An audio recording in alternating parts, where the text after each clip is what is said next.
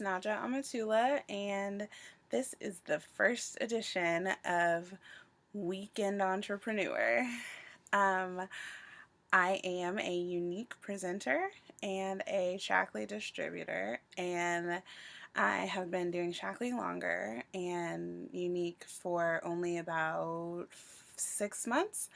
Um, so I'm just kind of getting started though, being really serious and intentional about doing both, and about my online business and about doing things, not working for a company and like doing self motivating and working on my own time and my own schedule and with my own kind of tools. So I decided that it would be smart for me to kind of record my journey so that when I get successful, I kind of have a record of what I did and people can kind of go back and look at this is what happened. Um, so, the two things that I'm going to talk about in this first edition are hard work and kind of your why, which for me will translate very specifically to creating a life that you want to lead, that you want to live. So, um, I'm gonna do the why first. I am I'm an English teacher. I teach 10th grade English. I teach like four sections of that, one section of creative writing, one section of an Avid elective, and I teach a tiny course called Career Explorations that every teacher has to teach. So I have four preps and I have um, 8 different sets of kids and a whole bunch of stuff to grade. And, I work from 7 to 3, and I'm not acting like the teacher's job is the hardest job there is, although I would argue that it's probably in the top 10, if not the top 5. But as teachers go, I'm a lot busier than I was last year. I'm at a different school now than I was before. And at the school that I was at before, I taught one class and that was it. Or there was a piece of time where I taught two, but they were very much like focused on the same thing. And I had a team and I had all of this stuff. And now I have just me and I'm teaching four things. And so it's really intense and sometimes overwhelming. But I love it. I love my kids and I love my boss and I love the people that I work with.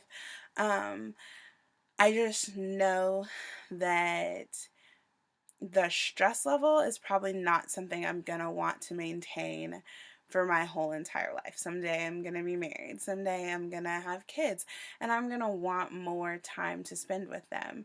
On top of that, not that this is about politics or anything like that, but we kind of all know that teachers don't get paid what a lot of people think that they should get paid. And with me only being a second year, my salary is just not that high. And so I need more income to be able to kind of make more moves in my life. I did the big kid thing and got a car and, I have insurance and all of that stuff. And so I'm making steps in the right direction, but I need even more of a financial breakthrough in order to, move into another place and pay for expenses like that, as well as support my other kind of career, if that's what you want to call it, of being a writer.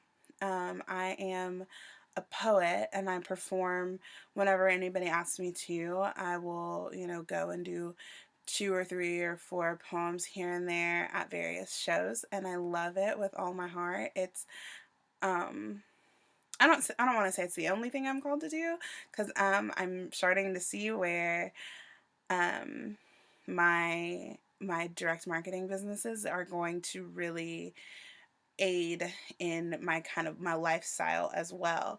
But it's hard to find time to do anything that's not grading papers, when you are a teacher, when you're teaching 4 different things.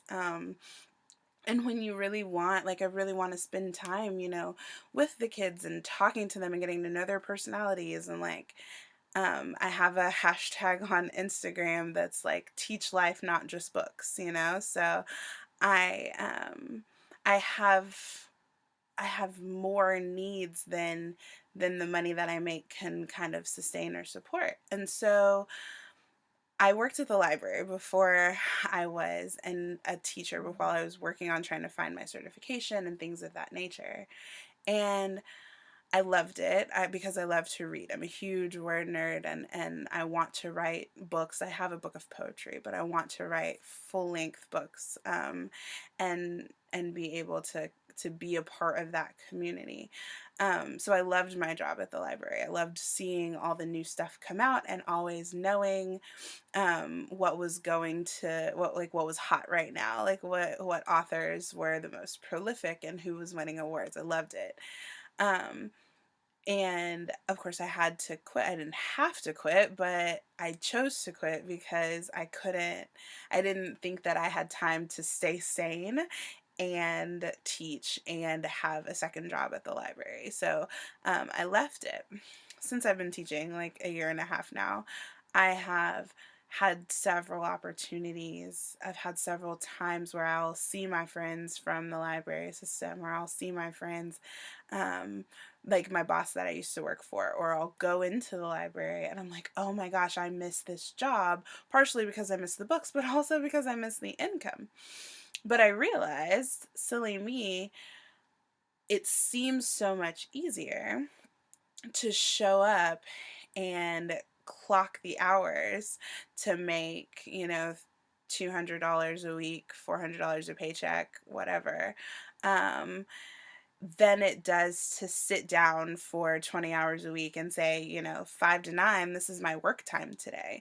No, I don't have to go clock in. I don't have to clock in somewhere. I don't have to say to my boss, hey, I'm here, but I should still show up to work for the same amount of time that I would show up to work for if I was working at the library system, or if I was working at the mall, or if I was working at a fast food restaurant.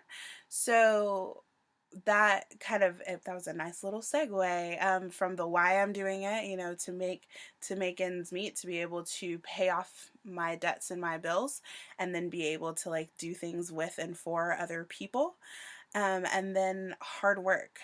Hard work, hard work, hard work. I love the conversation I had with my upline and my teammate this past week, where we were talking about motivation. And this is like my new quote. I made it the background of my phone, so that I keep it in front of my face every day. And it says, motivation, or motivating yourself, is like showering. If you don't do it every day, it's going to wear off. And at some point, it's going to seem like you never showered. You can't just motivate yourself on Monday and not motivate yourself again until Friday. You're going to stink to high heaven, or you're going to not have any motivation.